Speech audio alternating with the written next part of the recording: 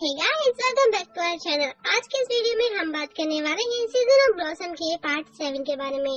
Guys, अगर आपने इससे पहले के पार्ट्स को नहीं देखे हैं तो प्लीज जाके उन्हें देखिए, आपको लिंक आई बटन में मिल जाएगा।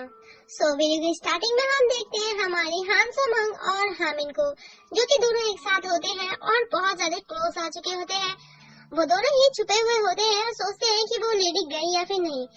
बहुत ज्यादा ऑकवर्ड सा सीन होता है और फाइनली वो लेडी भी वहाँ से जा चुकी होती है। हामिद बाहर में आता है और वो एक पेंटिंग को देखता है। वो पेंटिंग को देखते ही बोलता है कि ये तुम्हारी पेंटिंग है, ये तुमने किया है। हान समंग बहुत ज्यादा हैरान और कहती है कि तुम्हें कैसे पता। वो कहता है क्योंकि एक पेंटर ही ऐसा पेंटिंग कर सकता है। और हान समंग उसे हैरानगी से देख रही होती है। सीन प्रेजेंट में आता है और यहाँ पर हम यूमी जिनियोंग को देखते हैं। यूमी जिनियोंग को कहती है कि आखिर तुम यहाँ पर बाहर क्यों लेके आए, अब आ ही गए हैं तो हम कहाँ पर जाएंगे। वो कहता है पता नहीं।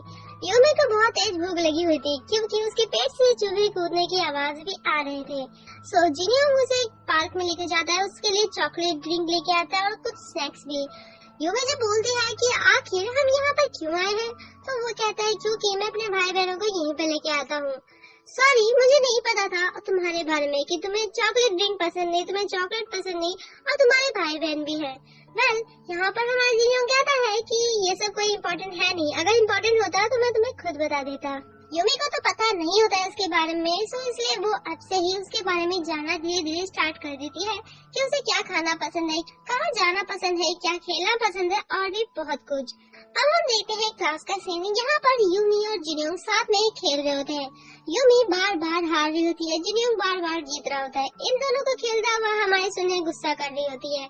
यहाँ पर यूमी कहती है कि भाई तू आखिर मुझे जीतने क्यों नहीं दे रहा, एक चांस तो दे जीतने का। बट वो कहता है कि अगर तुझे जीतना है तो तू मेरे साथ खेल ही मत, और देन वो चला जाता है ये बोलकर। अब हम देखते हैं प्लेग्राउंड का सीन। यहाँ पर सारे बच्चे खेल रहे होते हैं, बस हमारा यहाँ पर जेमिन और यूमी नहीं खेल रही होती है। सुने के साथ जिनियोंग बैडमिंटन खेल रहा होता है, बट बेचारा अच्छे से खेल नहीं पा रहा होता है। और यहाँ पर जेमिन यूमी को कहता है कि आखिर तू भाई जिनियोंग को क्यों पसंद करती है, कोई रीजन तो क्या आखिर उसमें अच्छा लगता है तुझे। तो वो कहती है क्योंकि वो बंदा सबसे अलग है, पहली बात तो ये। दूसरी कि भाई उसके हम आँख बंद कर भी ट्रस्ट कर सकते हैं। और तीसरा नंबर कि वो अपने भाई बहन से भी बहुत ज्यादा प्यार करता है और दिल का भी बहुत ज्यादा ही साफ है। जेमिन कहता है कि ओ तो ऐसी बात है, इसलिए तू उसे लाइक करती है। अब वहाँ पर हमारा जिनियोंग आकर कहता है कि यूमी आखिर तुम मेरे बारे में क्या बुरा कह रही थी, तुम्हें क्या लगता है कि तुम्हें हर कोई पसंद करता है। जेमिन कहता है कि ये क्या कह रहे हो भाई तुम। इसके बाद हम देखते हैं कैंटीन का सीन। यहाँ पर सारे मिलकर ही भाई खाना खाने होते हैं। यूमी के फ्रेंड जो होते हैं ना, वो हमारे जिनियों को बहुत ज्यादा ही टॉर्चर करते हैं, बहुत ज्यादा हंसी मजाक करते हैं, जिससे वो बेचारा बहुत ज्यादा ही पक जाता है और कहता है कि भाई मैं तुम लोगों के साथ बैठ के नहीं कर सकता, अगर वहाँ पे चला जाता है। यूमी जब पूछती है कि आखिर जेमिन है कहाँ पर, वो खाने क्यों नहीं आया, उसके फ्रेंड्स बताते हैं कि वो स्कूल के छत पर है और वो आज खाने बिल्कुल भी नहीं आने वाला। हमारी सुलह जाती है स्कूल के छत पर। जेमिन को कहती है कि भाई तू आखिर क्यों नहीं आया, तू क्या डाइट पर है, और वैसे भी तू बहुत ज्यादा ही पतला है, तो और पतला होने की जरूरत है नहीं तुझे, चल फ्राइड चिकन खाते हैं, हमें ना बहुत ज्यादा मजा आएगा उसे खाकर। वो कहता है कि हाँ जरूर। सुने उसके लिए चॉकलेट केक भी लेके आई होती है, उसे देती है। सुने जब उस पर्सन के बारे में पूछती है जो कि बहुत ज्यादा इम्पोर्टेंट है और हमारा जेमिन उसके बारे में बात कर रहा था, वो कहती है कि आखिर वो पर्सन है कौन, मैं तुम्हें कब बताएगा। जेमिन कहता है कि तू उसे जानती है और हाँ मेरा एक प्लान भी है जिसमें तू भी शामिल रहेगी और सब कुछ तू ही संभालेगी। वो थोड़ी सी हैरान हो जाती है क्योंकि उसे तो पता ही नहीं वो पर्सन आखिर है कौन। अब हम जेमिन को देखते हैं जो कि हान सो मंग के पास आया होता है। वो कहता है कि मेरे भाई की बहुत सारी यादें थी आपके साथ, और वो उसकी बहुत सारी स्केच भी देख रहा होता है। यहाँ पर हान सो मंग बताती है कि उसे भी उसके भाई के बारे में ज्यादा कुछ पता नहीं है।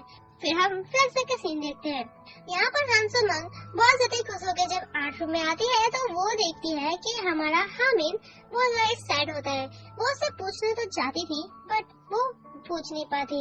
देन हामिन उस आर्ट रूम से बाहर चला जाता है। यहाँ पर प्रेजेंट में हमारा जेमिन कहता है कि क्या मेरा भाई रो रहा था। वो कहती है हाँ। वो कहता है कि आखिर क्यों। वो कहती है कि मुझे नहीं पता, कुछ तुम्हारे फैमिली मैटर ही होंगी जिसकी वजह से वो शायद सैड था उस दिन। जेमिन कहता है कि मुझे उतना नहीं पता क्योंकि मैं तो उस टाइम बहुत ज्यादा छोटा था ना। ये दोनों जब बात कर रहे होते हैं तो हान सो-मंग को जेयोंग का कॉल आता है। जेयोंग बहुत ज्यादा ड्रिंक करके था और उसे भुला रहा होता है। हान सो-मंग उसके पास आती है, उसके लिए कैब भी बुक करने वाली होती है। जेयोंग कहता है कि आखिर यार तुमने मुझे मॉडल क्यों नहीं चुना, मैं भी तो बहुत अच्छा कर सकता था ना। हान सो-मंग मुझे मनाती है और कहती है कि हाँ नेक्स्ट टाइम तुम ही, कल से पक्का तुम ही आओगे मॉडल में। जेयोंग कहता है कि कब तक आखिर तुम उस मरे हुए पर्सन को याद करते रहोगी, यार अपनी लाइफ में आगे बढ़ो। उसके लिए वो चॉकलेट मिल्क भी लाया था और उसे देख के कहता है कि अच्छे से पी लेना और देन वहाँ से चला जाता है। भाई यहाँ पर ना जेयोंग के लिए मुझे बहुत ज्यादा ही बुरा लग रहा है क्योंकि वो हान सो-मंग को सच्ची में बहुत ज्यादा ही प्यार करता है, पर बेचारा बता भी नहीं पाता और ना ही हान सो-मंग समझने की कोशिश कर रही है। वो तो बस हमारे हामिन के ही यादों में दिन और रात गुजार रही है। अब हम जेमिन को उसके घर में देखते हैं। यहाँ पर वो हामिन का एक डायरी बाहर करता है और उसे पढ़ना स्टार्ट कर देता है। डायरी में बताया जाता है कि हामिन अपने भाई के लिए अपने पेरेंट्स से लड़ रहा होता है क्योंकि उसके पेरेंट्स बार बार हामिन के भाई मतलब कि जेमिन को फोर्स कर रहे होते हैं ज्यादा से ज्यादा पढ़ने के लिए। वो कहता भी है कि आपने मुझसे प्रॉमिस किया था कि आप उसे फोर्स नहीं करेंगे पढ़ाई करने के लिए और मैं तो अच्छे नंबर लेके आ रहा हूँ ना। उसका फादर कहता है कि क्या तुम अच्छे नंबर ला रहे हो, मैंने सोचा था कि तुम अच्छे से स्कूल में जाओगी बट तुम ये स्कूल में पढ़ रहे हो और मैंने चाहा था कि तुम्हारी तरह जेमिन भी उसी स्कूल में पढ़े। उसका फादर उसके ऊपर हाथ उठाने जा ही रहा होता है तभी वहाँ पर जेमिन आ जाता है बीच में। वो अपने भाई का हाथ पकड़ता है और कहता है कि भाई चलो, मैं नहीं चाहता कि आपको कोई हट कर दे और आप किसी से भी फाइट मत करो, चलो हम चलते हैं।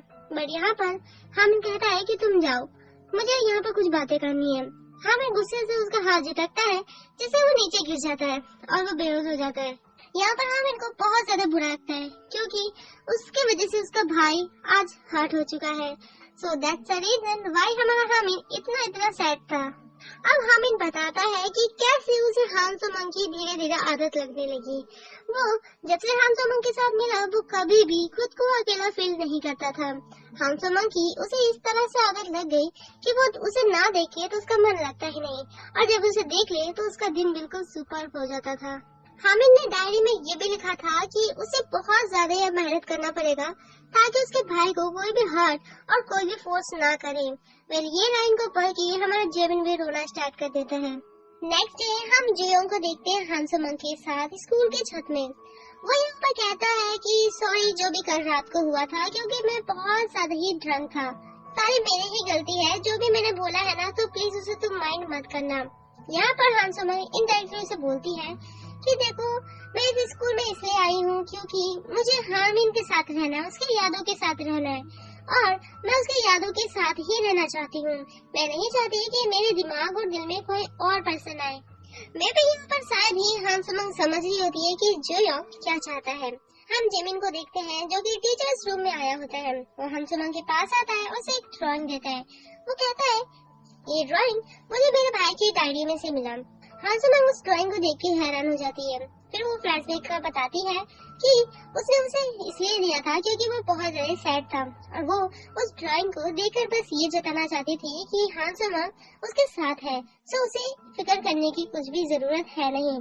उस ड्राइंग के पीछे ये भी लिखा हुआ था कि चाहे कुछ भी हो जाए तुम्हें स्ट्रॉन्ग बने रहना है। प्रेजेंट में हान सो-मंग कहती है कि ये इतनी भी बड़ी बात थी नहीं जो तुमने अभी तक संभाल के रखी। फिर से हम फ्लैशबैक का सीन देखते हैं। यहाँ पर टीचर कुछ एक्टिविटीज को लेके आए थे जो कि उन्हें स्टूडेंट्स को करना था। यहाँ पर हामिन आता है क्योंकि वो भाई क्लास का प्रेसिडेंट है। पहले तो वो एक्टिविटी को देखता है कि कौन क्या कर सकता है।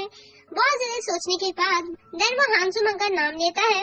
इससे हान सो-मंग बहुत ज्यादा हैरान और सारे बच्चे हान सो-मंग को देख रहे होते हैं। वो सोच रही होती है कि शायद ये कोई सपना है क्योंकि हामिन उसका नाम क्यों लेगा। वो कहते हैं कि सच्ची में मतलब ये पहली बार था मेरे लिए जब तुमने सारी क्लास में सिर्फ मुझे चूज किया। ये तुम्हारे लिए तो छोटी बात होगी बट मेरे लिए बहुत बड़ी बात थी। अब हामिन उसे इसलिए बुला रहा था क्योंकि हान सो-मंग ही उसे एक परफेक्ट गर्ल लगी जो कि उसका हेल्प कर सकती है उस एक्टिविटी में। हामिन उसे स्माइल करके देख रहा होता है और then इसी के साथ ये पार्टी पे एंड होता है।